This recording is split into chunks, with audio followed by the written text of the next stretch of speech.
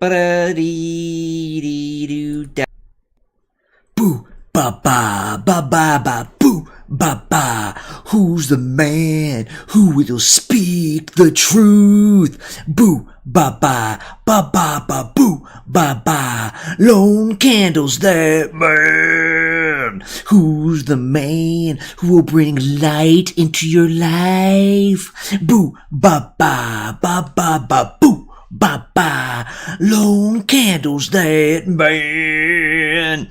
Who's the man who digs through human excrement to present you the gems? Boo, ba-ba, ba-boo, ba-boo, ba-ba, lone candles, that man. Who's the man who kinda sometimes knows what he's talking about? Boo, ba-ba, ba-ba-da-boo. Ba-ba, lone candles, that man. Who's the man who has a scatterbrained, low IQ, and weak memory recall?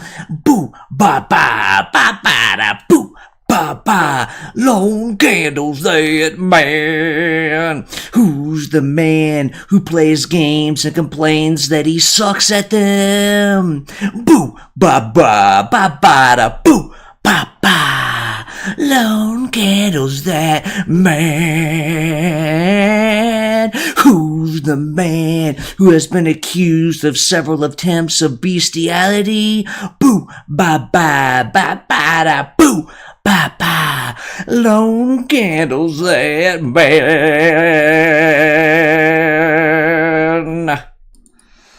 All right, welcome to Lone Candle Live. Again, 2 in a day, and it's another reply guy with Lone Candle. Yep. Oh, mother.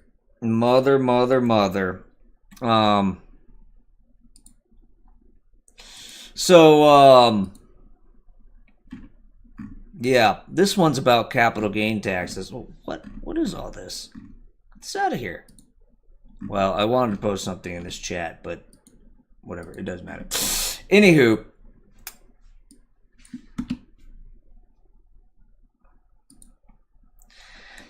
now, capital gains taxes. So first, this is what I'm commenting on. It's a guy talking about why the economy hasn't crashed yet. He had a whole bunch of reasons. But somewhere in here, he mentioned that, oh yeah, and it's unfair because capital gets taxed at a lower rate than regular income. And he's referring to that, the capital gains tax, the tax on the money you gain when you have an asset grow, like a house or a stock. The growth in that is an income, and when you sell it, you pay taxes on it, but you pay taxes on that at a lower rate than you would your income from your job. And he's saying, well, yeah, that's unfair. And I want to say, no, it actually is fair. There's good reasons to do it like that, even though, of course, at first it seems really unfair. Now, it's unfair when people don't pay taxes on those at all.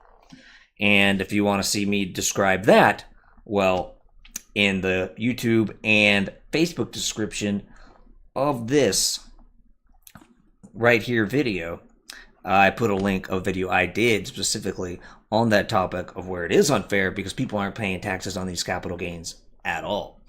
But when they actually do go through the normal process and there's a capital gains tax, it actually is fair for it to be a lower rate.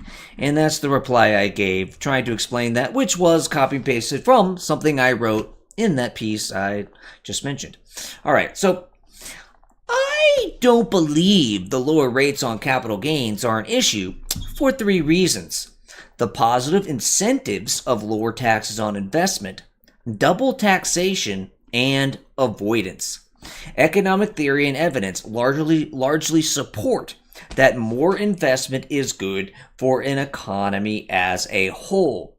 When someone saves more, they don't just earn a return for themselves, but that money is put to productive potential, which produces more economic output and jobs for everyone.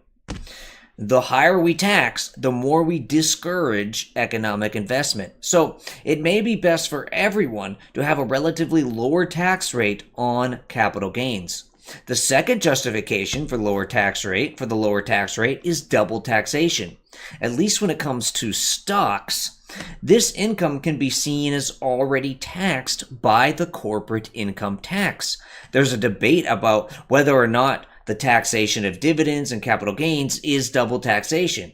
It's not a black and white issue. In one sense, they are not double taxed, but in one sense they are. They are double taxed in that when you buy stock, you are buying a piece of a company. You are one of the many owners of that corporation. You, through the corporation that you partially own, pay taxes on the corporation's profits through the corporate income tax. Then, when you receive a dividend or sell the stock for a profit, you pay another tax. The stock grew in value because the corporation's profits grew, or at least because the expectations of its future profits grew, which are partially caused by previous profit growth. That growth was already taxed by the corporate tax. So when you have to pay taxes again as a capital gain, that profit is being double taxed. In this sense, taxing capital gains and dividends is double taxation. However, the corporation is its own legal entity, and the stockholder is a separate legal entity. When the corporation makes a profit, that is an income for the corporation. Then when the stockholder receives a dividend or sells for a capital gain, that is a separate income for a separate entity. So both incomes should be taxed. Furthermore, a return on one's investment is not the exact same as a corporation's profits. There isn't a fact of the matter on whether this is double taxation, but there's enough sense to the stockholders having to pay tax twice on their corporation's income and on their income from the corporation's dividend payouts and capital gains that a lower capital gains rate can act as a compromise between the idea of this being double taxation versus it not being double taxation.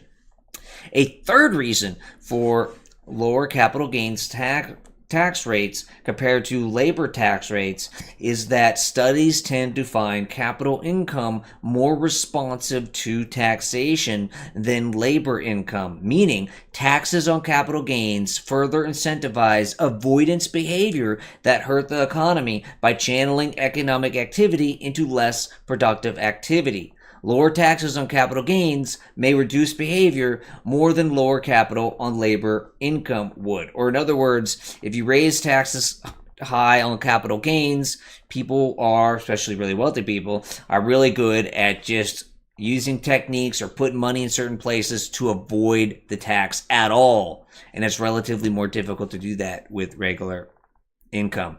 While if you make the capital gains tax relatively less, they have less incentive to do that, and so you'll have less of that. So all I'm arguing here is that having a lower capital gains tax rate actually does make sense. A lower rate relative to the regular to job income, regular income from your job. It does make sense to have a lower rate for capital gains, and this isn't some unfair thing of the rich rigging the game. Now, the rich have rigged the game because they don't pay taxes on much of their capital gains at all. But that's through, not from this having a lower rate. It's from other things that I described in the piece linked. We use a step-up basis. So when they die, all those gains are completely reset. It's from them not selling at all. So they have all these gains and just don't sell them ever. And they can get loans off the money, which you don't pay a tax on. And so it's real money. They can actually do stuff with it. It allows them to spend more. It allows them to actually live a better life. So it is real income. It's a real gain. But because they don't sell it, there's no taxation. So they get away with not ever paying taxes on this real income that they do stuff with for that. Another is whenever they die, there's a whole bunch of different tricky little ways they use to move the money to their heirs in ways to stop it from being taxed. So there's different ways by which these capital gains are never taxed. And now that is unfair. That is fucked up. And that needs to be put an end to, which I proposed in the piece I linked to you, at least if you're on YouTube or Facebook in the description. I proposed that there's no great way to do it. There's no great way to do any tax. Any tax has a cost. And you're taking money from people against their will. That sucks. But it's also needed if you, in order to have a government, to not live in anarchy. So the best way to get those gains are at death. So make death what is called a realization event, as in, okay, you made a whole bunch of money from your assets growing. Well, you died. Okay. Well, all those gains are now realized, and you owe a tax bill on it. Now, because someone just died and you can't do it because you're dead, people after you are going to do it. That's a huge hassle to someone have to deal with, making sure your capital gains are now paid when you die. And so I would only do it for people who have a lot of gains, a certain amount of lifetime unpaid gains. Over a large number, maybe 2 million, maybe $1.5 million. You don't want to make it too high, but over a certain amount where, all right, well, this person actually has enough money where if the heirs don't want to do it themselves, there'll be plenty of money to hire someone to take care to make sure the taxes are paid. So, if you're someone who's just handing over, when you die, expect your heirs to get $1 million. Well, it's not going to affect you. We're going to let you get away with not paying taxes on your unrealized gains, because at some point it's too much of a hassle. The actual damage of making people go through the process of paying the tax is actually too heavy, because your heirs, you just died. Your heirs don't need to worry about that. But at some point, it's too much money not being paid, and people basically getting away with not paying their taxes, while the regular working Joe is fucked, because they got to pay their taxes. And so at that point, we got to put the burden on for those who have too many unpaid gains. And when you have that much, well, it's also easier, because if heirs don't want to do it themselves, you have enough to hire someone to do it if you don't want to do it yourself. All right. Anywho, I don't remember what else this guy said in the video, but that, it bothered me. He just threw in a lower capital gain rate compared to income tax rate as one of these evil bad things, and I don't think it is. And so I put in my disagreement, and no one read it, and now I'm saying it to you, so all millions of you. All right, well, I'm Lone Candle. Like me, comment me, love me, and end stream.